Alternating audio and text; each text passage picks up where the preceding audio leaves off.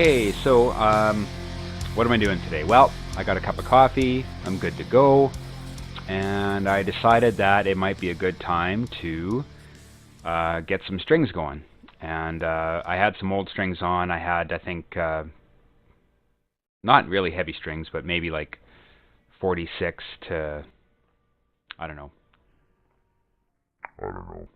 10s on or 48s to 10s maybe on here. So I want to go a little bit heavier gauge string on the bottom end, and so basically what I did then is I got a set of these Ernie Ball skinny top heavy bottoms, and these are 52 to 10 gauge, and so I'm going to put those on my Jackson. And this one's a 6-string Jackson, pretty standard. It's got a Floyd Rose on it though, so that kind of makes things a little trickier. But fortunately, I have coffee now.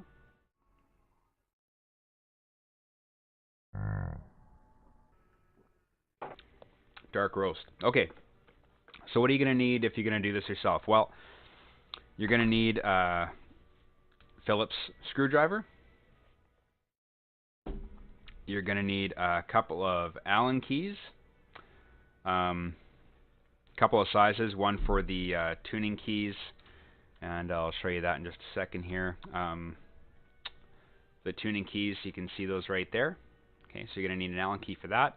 And then you're also going to need another Allen key to do your intonation, because anytime that you switch, especially to switch the gauge of your strings, you definitely need to fix the intonation, because it's going to throw that off a little bit. So you're going to find that when you play down here, you've got everything nice and tuned down your first to 5 frets, everything sounds in tune, but then as soon as you start going further up your neck, things start going a little bit out of tune, either flat or sharp, and that means that you have to fix the intonation on your guitar. And it's not overly difficult to do, to be honest with you. It's just time consuming, basically. So I just thought I'd show you a couple of ways that I do that, and show you a couple of ways that I switch my strings out quick. And I cleaned off my fingerboard as well, because it was, well, I don't remember the last time I cleaned it, so it was probably pretty nasty, which was evident on the cloth that I cleaned it with. And then depending on what kind of neck you have, if it's just maple neck, you can basically just use warm water to not drench it, of course, but just take a warm water and lightly damp a rag with it, and then just wipe across the fretboard and get all that gunk off of there and make it nice and clean, and then dry it off. And then if you have like a rosewood or something like that, then what you'll want to do is clean the fretboard with lemon oil. That'll help preserve the wood a little better, so the guitar lasts you a lot longer. Anyway, okay. So what have I done here so far? Well, basically, all I did was I took all of my strings off. I loosened my lock nuts at the top, and then I loosened all of my tuning keys, basically until I got like I could hit a string and it would just do a warble, like blah blah blah kind of thing. I know that's blah blah blah blah. That sounded really really stupid, but anyway, that's kind of how it is. Basically, you'd want to take the tension off, so that when you're cutting the strings or taking the strings off, that you're not warping things or anything like that. Just ease it off. And then also, so that if you are cutting the string off, that the string doesn't snap back and hit you in the face or something and poke your eye out. You don't want that. So take the tension off first with the tuning keys, and then loosen your lock nuts, of course, or loosen the lock nuts first and then loosen the tuning keys. And then cut away. Cut the strings off, get rid of those, clean your neck off, clean the guitar if you want, go around your pickups especially, get all the dust and metal shards and pick shards and all that kind of stuff off of there. Okay, so now that we've done that, the other thing is this locks the strings in right here as well. You have to cut the ball off of the end of the string so that it'll fit inside here, and then you can lock it in place. So I'll quickly show you how that's done. Okay, take your string, there you go, and basically you're just going to push that in, and you want to do it really carefully so as not to lose that little block that's in there. There's a little tiny block inside that this key, this screw pushes against as you tighten it, and that flat block is what holds the string in place here. And so you don't want to lose that block. So make sure you're careful with that. So just drop your string in. Okay. Get your Allen key and tighten that up. You don't want to over tighten it. Just want it so that the string's not going to pop out on you when you start tuning it up. Okay, and then I'm just going to bring this all the way across here. And I left my lock nuts on here. I probably shouldn't have done that in retrospect, but yeah, there. Pushed right under. Okay, and then I'm just going to run it across. And usually what I do is I wrap it around once, give it a little tug through the hole there, okay, and then what I'll do is I'll just pull it to the point where I think it's fairly tight, and then I'll take a pair of needle nose pliers. I'll grab the string and I'll just give it a little pull, okay, just to suck that in a little further. Not all the way, but just a little further. Okay, and then basically I'm just going to start tightening this.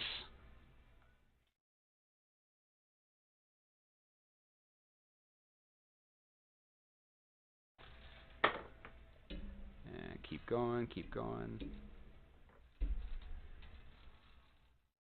Okay, so you can see it's starting to wind around.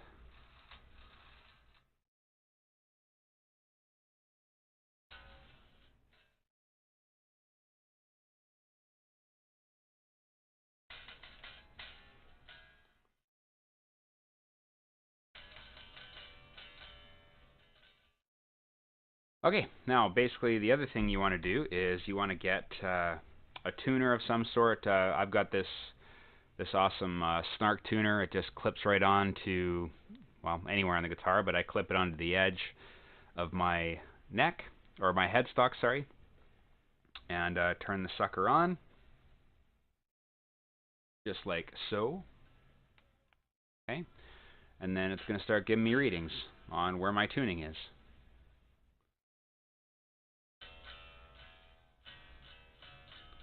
And what I want to do when I tune this is I want to tune it to drop D.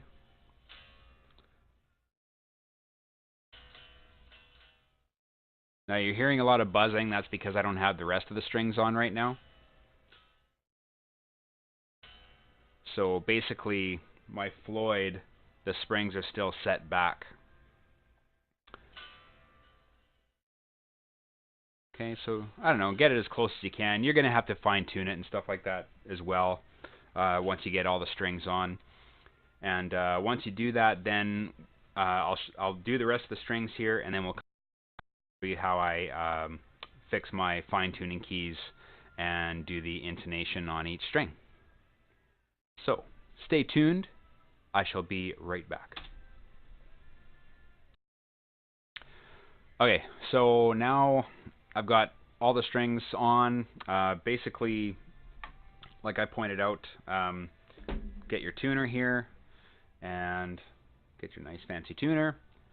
Doesn't matter what kind it is. I've got a couple different kinds, or even if you wanted to plug in to your DAW and load up a VST plugin with a tuner key on it or whatever, you can do that. I just find these are just the easiest things. So, and they're $20, $25 at your local music store. You just clip it right on. You don't have to plug it in or anything. It just listens for the vibrations and the frequency. So, and it's pretty accurate. Anyway, so as you can see, I've got a mess of strings happening here, and I can't stand that. So I'm just going to clip them all off here. Get yourself a pair of wire snips. Okay. And what I like to do is get as close as I can so that I don't stab myself later. And it's just a little cleanup here. Okay. Little cleanup. There we go. Make sure you don't cut your freshly tuned string, or you're not going to be happy. Okay. There we go. Okay, and then, I don't know, this is just me, but what I like to do is take a pair of needle nose, and I just push down those cut little ends there, because honestly, man, when your hand is over there, and you get a little piece of string, especially those tiny ones, oh man, there is nothing worse than that feeling. So I just bend them downward. Doesn't do anything to the tuning. Just bend them down. Do it nice and light so you don't miss and scratch your headstock like I almost did just now. There you go. Okay. Then they're bent downward, and then you can sit there and move your hand around here with your tuning keys, and you're not going to worry about stabbing yourself with one of them little tiny wires, because, man, you know what?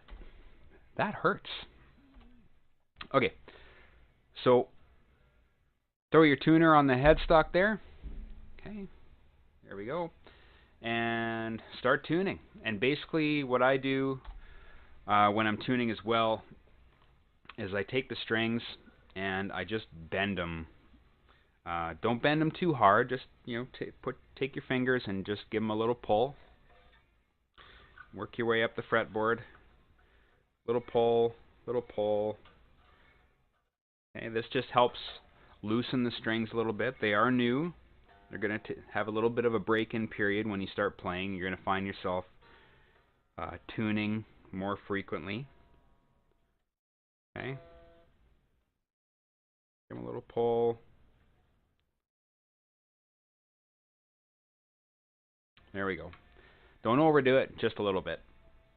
Okay, and then basically what you're going to do is start tuning your strings. Now, what I like to do, though, I start in the middle on the 4th string, the D string.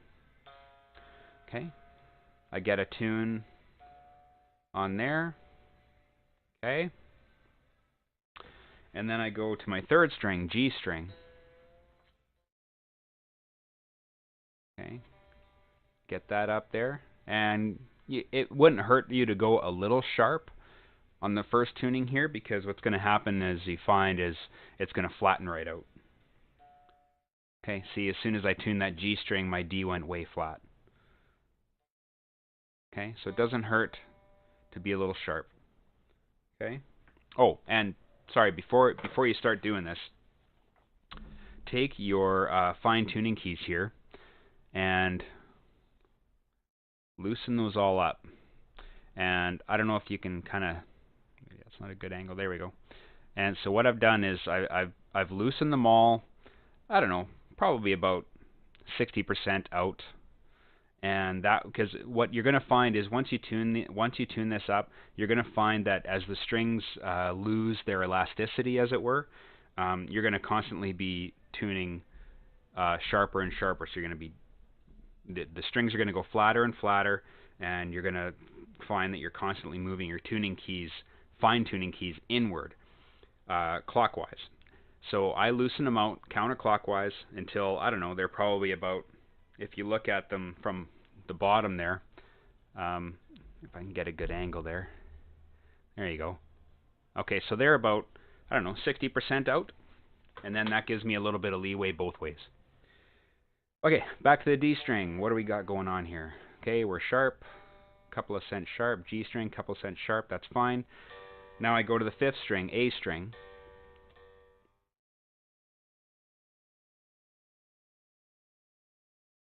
Get that in tune. A little bit sharp is fine. Then I go to the 2nd string, the B. So you see what I'm doing here? I'm kind of going back and forth, and all I'm doing is I'm starting in the middle 2 strings to get the tension on the middle of the neck, and then I'm going back and forth as I fan out to my other strings. Okay, and then just keep starting over too. Every time you do a new string, go back to the beginning. So 4th string D,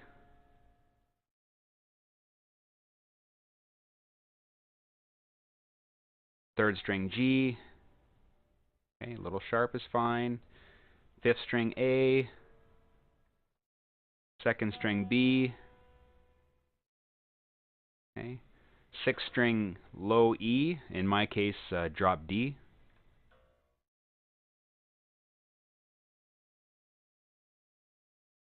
Okay.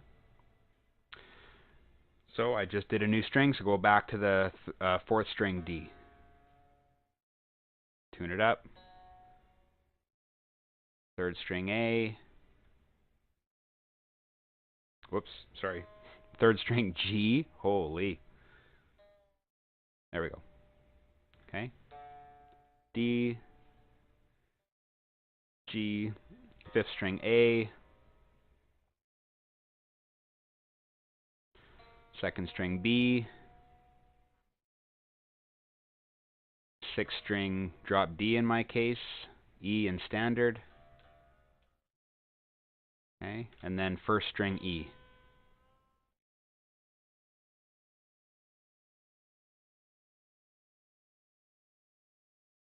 Okay, again, back to the D, 4th string D, 3rd string G,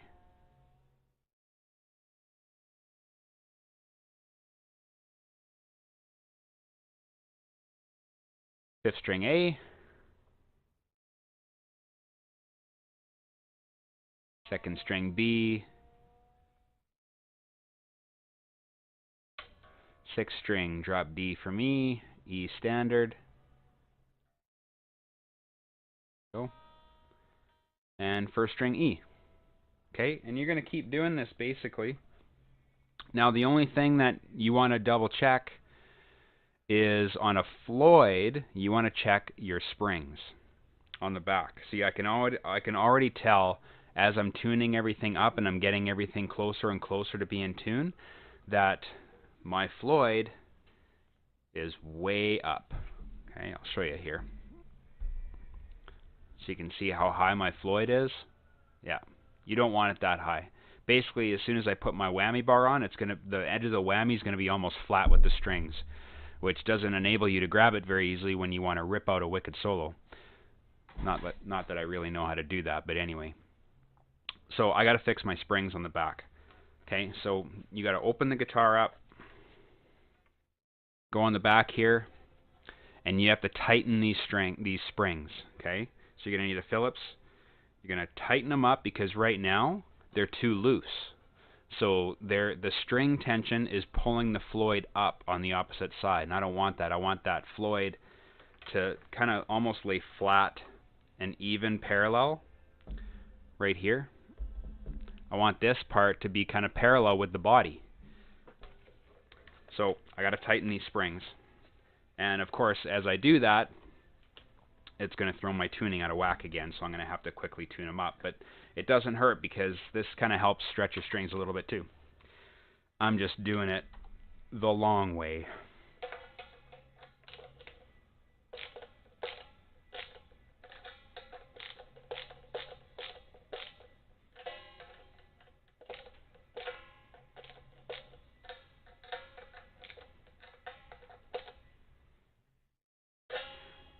You're trying to make sure that they're even as well on the inside.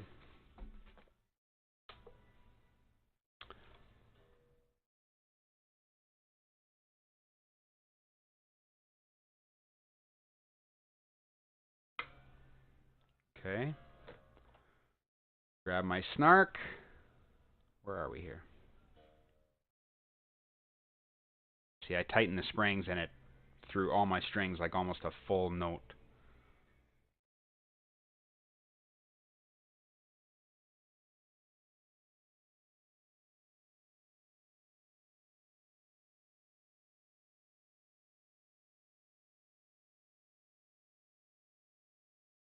Wow, look how easy that was. A little more tightening.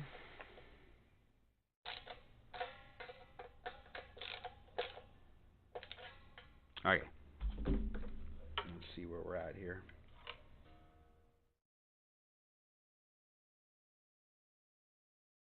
Just do the same thing. Start with your 4th string, go to your 3rd, go to your 5th,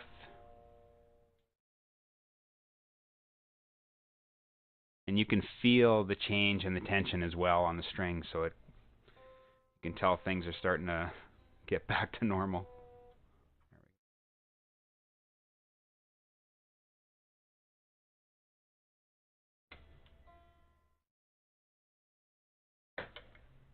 Okay, so I can already tell my changes are making a really good impact here.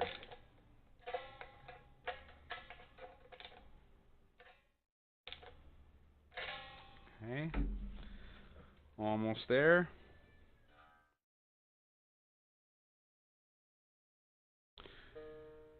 Fourth string, 3rd string,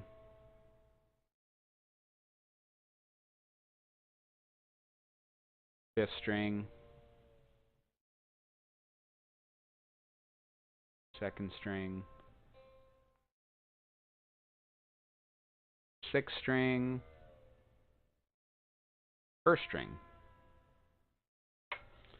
And just to show you here, my Floyd is almost flat now. So you can see there's a huge difference. It's almost flat with the body, which is going to basically allow me to grab that whammy bar really quickly and not have too much difficulty with that.